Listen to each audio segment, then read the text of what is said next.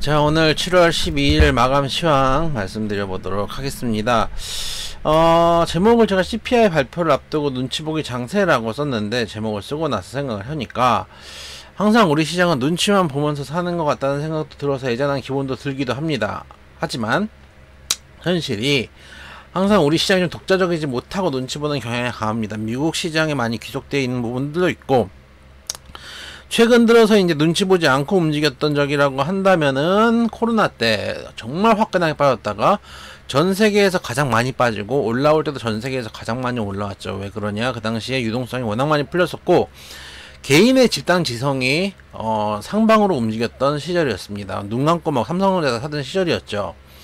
근데 지금은 그 유동성들이 축소되고 있는 상황이기 때문에 눈치를 보고 있는 상황이 이다 라고 여러 번 말씀을 드렸고, 일단 오늘 CPI 발표가 됩니다. 6월 CPI 예상치는 3.1, 전년 대비 9.1, 작년에 이제 6월 CPI가 9.1이었기 때문에 뭐 크게 낮아질 거죠. 이만큼 이제 금리 인상했으니까 CPI 좀 낮아질 텐데, 근원 인플레이션 같은 경우 5%대로 높은 수준을 유지할 걸로 예상하고 있는 게 시장의 컨센서스입니다. 그냥 CPI 하고 우리가 이제 흔히 얘기하는 이제 CPI랑 근원 CPI는 근원 CPI는 이제 가격의 변동성이 심한 농산물이나 유류값, 뭐 원유값 이런 것들을 제외한 가격을 이제 근원 CPI라고 합니다. 근원 CPI가 그러니까 높게 형성된다는 것은 뭐 집값이라든지 크게 움직이지 않는 이제 엄밀한 의미의 해외 사정과 연동성이 좀 적은 그런 이제 부분에 대해서는 물가가 빨리 잡히지 않는다라고 느낄 수도 있고, 실제로 연준에서는 근원 CPI를 훨씬 더 중요하게 본다고 합니다. 그래서 오늘 이제 중요한 거는 뭐냐면, 지난달에도 느낀 건데, 지난달에도 CPI가 시장 컨센보다 낮게 나왔거든요. 그래서 저는 참 괜찮겠다라고 생각을 했던 데가 있었는데, 중요한 거는 CPI가 만약에 여기서 높게 튄다. 여기서 뭐 시장 컨셉보다 뭐 한 0.34 뭐 이렇게 높게 튄다 그러면 뭐 장이 좀 안 좋겠죠. 낮게 나온다고 해서 장이 좋으란 법도 없어요. 지난번도 그랬거든요. 그래서 이걸 보고 시장이 어떻게 반응하는지가 가장 중요하다고 생각이 됩니다. 특히 이번 7월에 FOMC에서 일단 25bp 올린다는 게 거의 기정사실화 돼 있거든요. 근데 물론 여기서 예를 들면은 오늘 근원 CPI가 막 3%대가 나와버린다. 뜬금없이. 이러면 또 모르죠. 근데 그렇지 않는다면 일단은 25p 인상은 거의 예정되어 있기 때문에 그 의외로 크게 뭐 움직이지 않을 수도 있기 때문에, 오늘 미국 시장에 어떻게 움직이는지에 따라서 내 우리 시장 움직임이 좀 나올 거고, 최근에 장이 좀 안 좋다 보니까 테마가 돌고 있습니다. 어제 뭐 원자력 테마도 움직이고, 오늘은 뭐 이제 우크라이나 테마들 좀 움직였는데,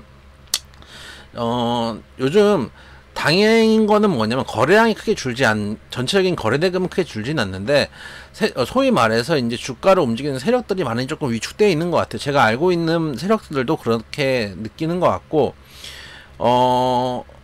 테마들이 도는 종목들이, 예를 들면 옛날엔 테마 어떤 종목이 먼저 가면은 후발주들이 쭉쭉 움직이거나 이렇게 움직이는 경우들이 있거든요. 근데 지금 움직이는 거 보면은 2차전지, 예를 들면은 에코프로가 움직이고 포스코가 움직이잖아요. 이거는 이제 일반적인 세력들이 움직일 수 있는 주가들이 아니잖아요. 그러니까 진짜 세력들이 움직이는 개별 종목들은 제대로 못 가고, 원래는 대형주들이 먼저 가지 않고 개별주들이 먼저 튀거든요. 그러니까 우리가 통상 상식적으로 생각하면, 대장주라고 생각하면은 삼성전자가 먼저 움직일 거라고 생각하지만, 삼성전자는 속도가 느리잖아요. 그러다 보니까 방향성은 의외로 다른 종목들에서 방향성이 나오는 경우들이 있어요. 그리고 그걸 보면서 삼성전자가 같이 움직이는 경우들도 있고, 자동차 같은 경우도 사실은 이번에 현대 기아차도 괜찮지만은, 그 전에 이제 자동차 부품주들이 먼저 움직이거나 2차전지가 먼저 움직였는데, 지금은 어떻게 보면은 개별주들이 제대로 못 가고 있으니까 큰 종목들이 오히려 시장을 이끌고 있으면서 수급들이 조금 많이 퍼져나가지 않는 것 같아서, 개별주들이 사실 개인들이 많이 매매를 하는 종목들인데, 그런 부분에서 좀 시장이 재미없게 느낄 수도 있다. 삼성전자나 현대차 이런 거 가지고 수익률 게임 하기는 쉽지 않거든요. 솔직하게 얘기해서. 그래서 수익률 게임을 해서 뭐 하루에 10몇 프로씩 올라가는 거 보려면은 개별주를 해야 되는데, 개별주들은 또 수급이 막혀 있고, 금융당국의 규제가 심해지니까 수급이 막혀 있고, 그렇다고 대형주들 하기엔 재미가 없고, 지금 이런 상황들이 좀 이어지고 있는 부분들은 좀 아쉽다. 저는 아직도 주가 조작과 세력들은 나라에서 정확하게 구분을 조금 갈래를 지어줘야 된다고 생각합니다. 예를 들어서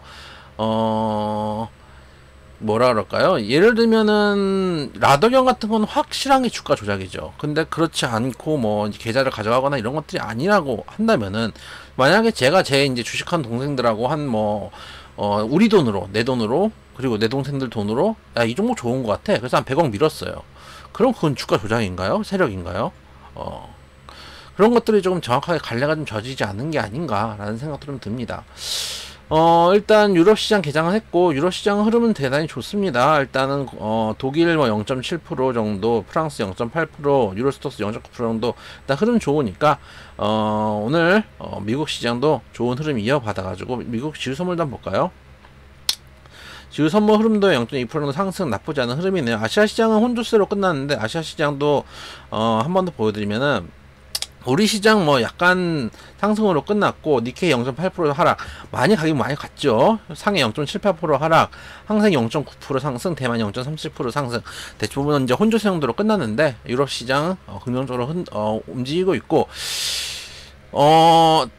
오늘 이제 우리 회원님들한테는 이제 뉴스 올려드린, 나토에서 그 우크라이나가 나토 가입하는 거를 간략화하겠다 이런 뉴스가 있었잖아요. 그것 때문에 오늘 우크라이나 테마가 조금 움직이긴 했는데, 조금 움직였어요. 별로 움직이지도 않고, 저는 우크라이나 테마 한번 해볼 정도는 된다고 저는 생각하고 있는데, 테마니까요. 물론 이렇게 얘기하는 사람들도 있어요. 실제로 우리나라에서 우크라이나에 산 몇 개가 뜰 것인가 이런 얘기들을 하시는 분도 있지만은, 그렇게 따지면 옛날에 바이오 2018년, 2019년, 2016년 이럴 때 바이오는 왜 갔습니까? 항상 기대감으로 가는 겁니다. 주식은 가입 이 이제 나토 31개국에서 우크라이나 가입 절차 간소화 합의 이런 뉴스가 좀 있었는데, 뭐라 그럴까, 지금 우리가 금리 인상 2번을 예상하고 있는데, 우크라이나 전쟁이 만약에 마감이 생각보다 빠르게 된다면은 모르는 얘기가 될 수도 있어요. 생각보다 지금 금리가, 그 물가가 올라가는 인플레이션 상황에서는 생각보다 전쟁 영향도 클 거거든요. 그래서 그 부분 때문에 우크라이나 전쟁이 끝나고 러시아도 빨리 전쟁 복구를 하기 위해서 원유를 뿌리고, 그럼 유가가 확 떨어지겠죠. 그러면 원자재 가격이, 예를 들면은 물류 가격도 유가에 상관돼 있고, 선박도 마찬가지죠. 거기다가 우리가 공업품 같은 것들 만들 때도 다 기름이 들어간단 말이에요. 플라스틱 하나 만들 때도 기름에서 뽑아내는 거 아니겠습니까? 그렇기 때문에 그러면 생산 원가 자체가 떨어지기 때문에 그런 부분에서 인플레이션이 잡힐 수 있는 부분들도 있을 거라고 생각이 됩니다. 그래서 이런 뉴스를 보면서 빨리 우크라이나 전쟁이 끝났으면 좋겠다는 생각도 드는 하루다 라는 말씀 드려보면서, 오늘 미국 시장이 긍정적으로 끝나서 우리 시장도 훈풍이 불었으면 좋겠다라는 말씀 드려보도록 하겠습니다.